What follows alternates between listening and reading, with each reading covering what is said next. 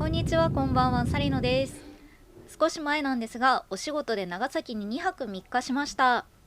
予定の合間を縫って美味しいものを食べたり観光したりしたので、旅行 Vlog としてまとめてみました。私は免許を持っていないので、移動は基本的に徒歩やバス、電車、船、そして長崎市周辺を見て回る感じのプランです。それでもすごく楽しかったので、少しでも長崎気分を味わえてもらえたら幸いです。無事長崎空港に着きました。空港からは主要都市へのバスが出ています。長崎って空港が中央にあって四方八方に意外と広いんですよね。今回は長崎市方面へ向かいます。バスから見えたようこそ長崎県への看板、そして広がる大室湾の青、嬉しいです。そうこうしている間に長崎市に到着しました。時間もぴったりだったのでずっと行ってみたかったお店に直行します。ここパフェとグラタン専門店ハワイです。日本のパフェ文化発祥のお店らしく、果汁 100% のジェラートパフェが食べられるとのこと。看板を見てわーとなっていたら、ノリのいい店長さんが出迎えてくれました。そのまま初めてと伝えたら、どのパフェがどんなこだわりかめっちゃ教えてくれました。フルーツ全般、お酒も大好きと伝えたら、ぶどうとラムレーズンのパフェがおすすめとのこと。そのまま注文をして窓から出島資料館を眺めつつ待ちます。来ました、ぶどうとラムレーズンのパフェ。食べたらもうびっくり。お酒漬けのラムレーズンがすっごく美味しくて、ぶどうのジェラートはフルーツをそのまま食べるよりぶどうの味がするんですよ。一番下にはフォンダンショコラアイスが入っていたんですけど、これも濃厚で美味しかった。日替わりでメニューはガラッと異なるので、いろんなタイミングでぜひ。美味しいパフェで移動疲れも吹き飛んだので、ホテルのある中華街方面に向かいます。もう街並みが素敵よ。長崎って歩いてるだけで楽しい。そして着きました、長崎新地中華街。毎年ランタンフェスティバルが開かれる日本最古の中華街です。私、兵庫も横浜ももちろん長崎も中華街ってものが大好きなんですよね。とりあえずまだまだお腹はペコペコなので、長崎といったらこれ、岩崎本舗の角煮まんじゅうを食べます。お土産も販売されていますが、今回はすぐ食べますとお伝えして、こんな感じで包んでもらいました。もうね、角煮がとろっとろなんですよ。ふわふわの生地との相性も抜群。長崎手土産大賞受賞も納得です。そしてホテルにチェックイン。この2日間はこちらのファーストキャビン長崎にお世話になりました。立地もいいし、2泊3日の滞在で確か6000円ぐらいと破格だった気がします。荷物を下ろして一息ついた後はまた中華街へ行きましょう。だってまだ長崎ちゃんぽん食べてないんですもん。ということで、元祖生からすみ長崎ちゃんぽんのラオリーへ。ちょっと早めですが夜はお楽しみがあるので晩ご飯です。注文はもちろん元祖生からすみちゃんぽん。見てくださいよ、このがっつり盛られたからすみをちゃんぽんの優しい香りももう幸せすぎましたね。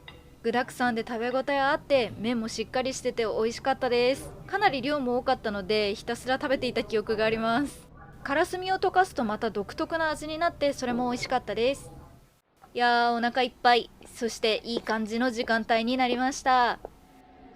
長崎の夜はここからですよということでやってきたのが稲佐山です。稲佐山は香港、モナコとともに世界新三大夜景に選ばれた大人気のスポット。山頂への行き方はロープウェイ、スロープカー、車などいろいろあるんですが、今回は淵神社駅から出るロープウェイにしてみました。世界的デザイナー兼奥山さんが手掛けた360度楽しめるデザインらしく、乗っている間は階段のように連なる長崎市の様子を眺められます。ロープウェイを降りた後はイルミネーションの道が、季節によって色が違うらしいです。そして見えてきました展望台、登りましょう。螺旋階段を上がっていきます。もうさ、ちょっと始まってない？っていうか待って、夕日がすごいよ。こちらが頂上、素敵すぎる夕焼けです。昨きっと関西から来たんであろう少年たちが青春やなってキャッキャしていました。それを後ろから見つめる荒さの私、心が洗われます。自撮りするのもいいですし、案内人の方もたくさんいて気軽に撮ってくれる感じでした。そして夜景がこちらです。これが日本で指折りの夜景ですよ。ちなみに展望所屋上の床はイルミネーションもされていました。混雑していて公式サイトのように撮影はできなかったんですけど、長崎の地形ならではの段差と水面を生かした夜景は本当に素敵でした。帰りのケーブルカーから見る夜景もすごくないですか？思う存分楽しんだらホテルに戻ります。明日は朝早いですからね。おはようございます。長崎滞在2日目です。ただいまの時刻は7時半。まだお店も開いていない南山手エリアに来た理由は、日本で現存する最古のゴシック調教会大浦天主堂に来るためです。私は無宗教なのですが、原爆投下以降に修復されたステンドグラスや昔の学校を使ったキリシタン博物館もあるので行ってみました。撮影 OK なのは外観だけだったのですが、それでも元学校っぽい雰囲気がありますよね。博物館では義務教育で聞くより生っぽい情報を展示や映像で知れました。キリスト教禁錮令の時代とか結構すごくて、エンタメとして楽しいとはちょっと違うんですけど、私は行ってよかったですし、知識を増やすのが好きという方はすごく好みかなと思いました。そしてその裏手には記念坂という写真スポットがあります。映画や小説で出てくる名スポットなんですけど、立地的に空いていて、のどかな中で長崎市を一望できます。ゆったり時間を過ごしたら南山手のお店が並んでいるエリアに戻りましょう。そう、行きはまだ開店前だったんですけど、この南山手プリンが食べたかったんです。南山手プリンは長崎県産の素材にこだわったプリン専門店。いろいろあるけどやっぱり人気なのは南山手ステンドグラスプリン。店先のベンチで食べることができるので早速いただきます。開けてみるとこんな感じ。ステンドグラス部分はトロットロのジュレです。いやもうね、美味しくてあっという間ですよ。本当におすすめ。プリンの味がすっごく優しくておかわりしたくなっちゃうくらいでした。続いて近くにある祈りの丘絵本美術館へ。こちら行ってしまうと絵本の専門店、ちょっと寄り道しちゃいます。もう見た目が可愛くて童話の世界みたいですよね。やばい、めっちゃ懐かしい。シャーロック・ホームズ全集とかさ、腹ペコアムシとか金魚が逃げたとか久々に見たんだけど、めっちゃ嬉しかった。なんかすごいほっこりしちゃった。ここ本好きの方絶対来た方がいいよ。そしてここまで来たらグラバー邸にも行きましょう。グラバー邸とは幕末から明治の建築物が見れる、いわばイギリス人商人のグラバーさん家です。建築物もだしお花畑も素敵なので、写真を撮りたい方にすっごくおすすめです。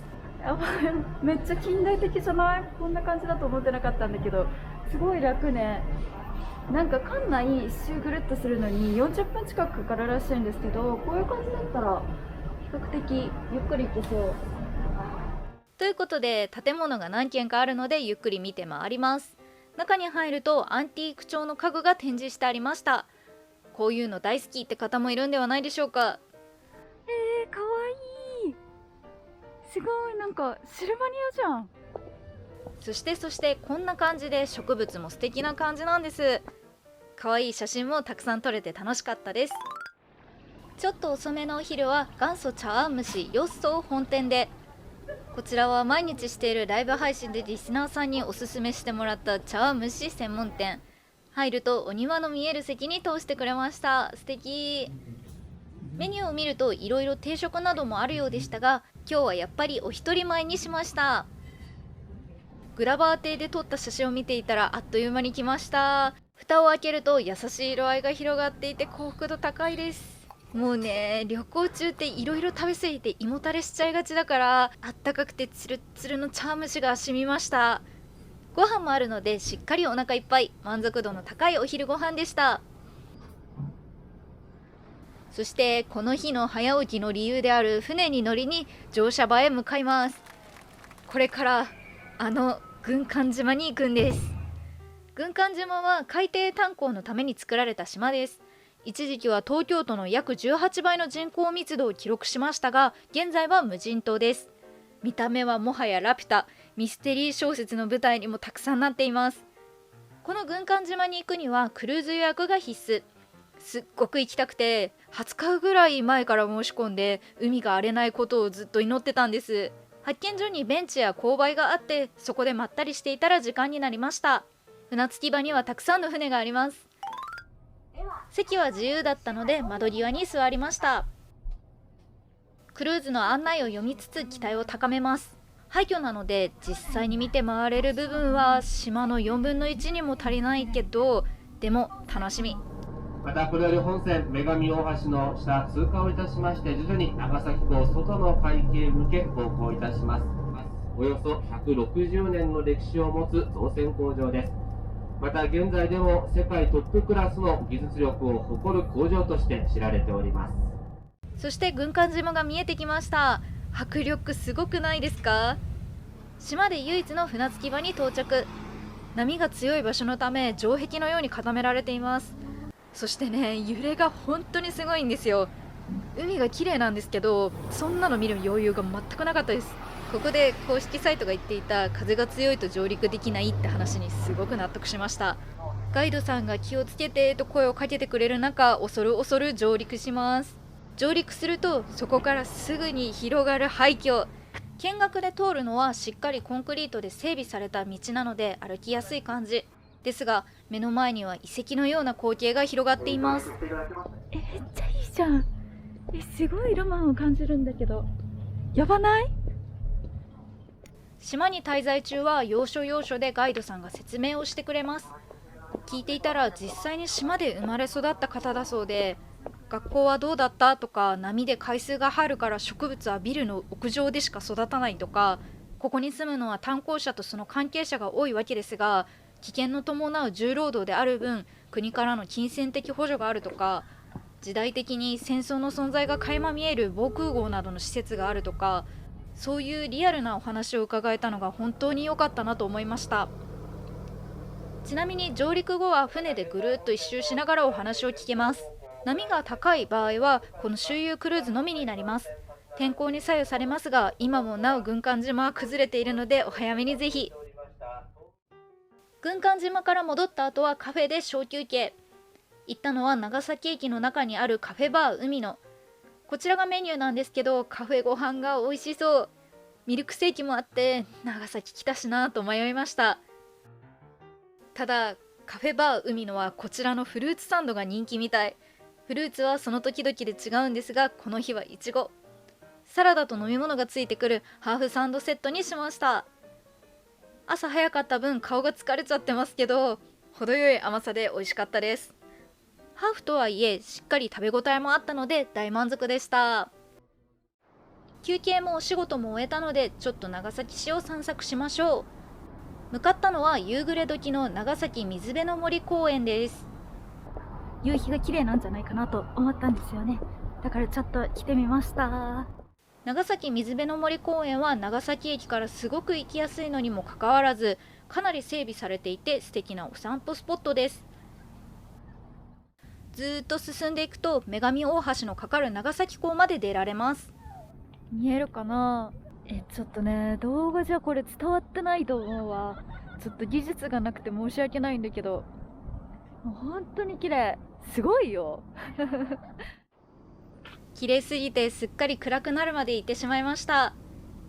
並んでいる船を眺めながらホテルの方へ歩いていくと、長崎出島ワーフへ到着しました。綺麗です。長崎出島ワーフは飲食店や雑貨屋さんがあるモールなんですが、夜は綺麗にライトがついていてまるでディズニーシーみたい。もしお腹が空いていたらここで晩ご飯も良かったかもしれません。他にも長崎市周辺の夜はライトアップで明るいのでゆっくり歩いて帰りました。はい、長崎2泊3日最後の1日です。今日は原爆関連のところに行きます。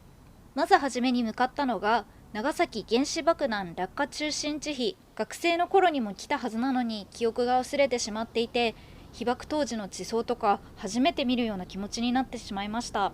続いて長崎原爆資料館へ。この下るほど西暦を遡る演出とか覚えているし、今でもすごくいいなと思います。でも改めてこういう大きな事柄ほど自分のキャパが一定に達しないと深く受け止められないものだよなと思いました。大人になってから自分のお金で時間を作っていくのもすごくいいなと思いました。その後は平和公園に向かいます。